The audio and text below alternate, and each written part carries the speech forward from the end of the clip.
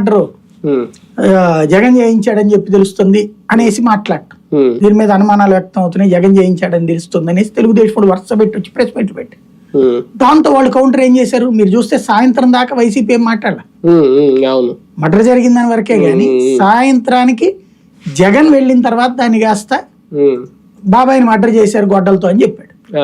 అంటే సాయంత్రం దాకా టీడీపీ వాళ్ళు అది జగన్ మీదకి తోసేయాలనుకున్నారు, అదే దాన్ని మర్డర్ లాగానే ట్రీట్ చేసి, ఎందుకంటే జగన్ అక్కడ లేడిపోయింది, జగన్ ఉంటే జగన్ మీద తోసేసిన ఓ అర్థం ఉంటది, కానీ రీజనింగ్ సరిగ్గా చెప్పలేని ఏది వైసీపీని ఎక్కడ వివేకానంద రెడ్డి తీసుకెళ్లిపోతాడేమోనని ఈ మధ్యన మాట్లాడుతున్నాడని తెలిసిందంట, అందుకని చేయించారంట. అంటే అసలు అది సిల్లీ రీజన్, అసలు ఆయన ఎవడు తీసుకుపోవడానికి, అది అట్లాంటితో ప్రచారం తీసుకొచ్చారు, అది జనానికి ఎక్కల, మనం ఏదేదో అబద్ధం చెప్పినా అతికేటట్టు ఉండాలి, అది అతక్కపోవడంతో మిస్ అయిపోయింది.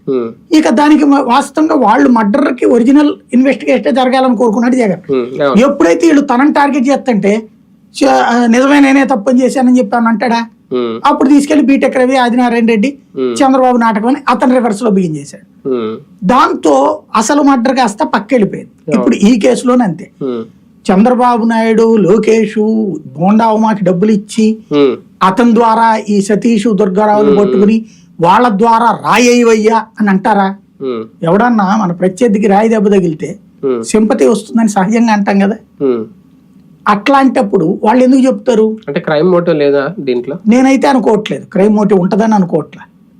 క్రైమ్ మోటివ్ అంటే రీజన్ ఒకటే ఉంటుందండి, లేపేయాలి, చంపేయాలి, అంటే అప్పుడు ఇక దిక్కు ఉండదు, అంతే కదా.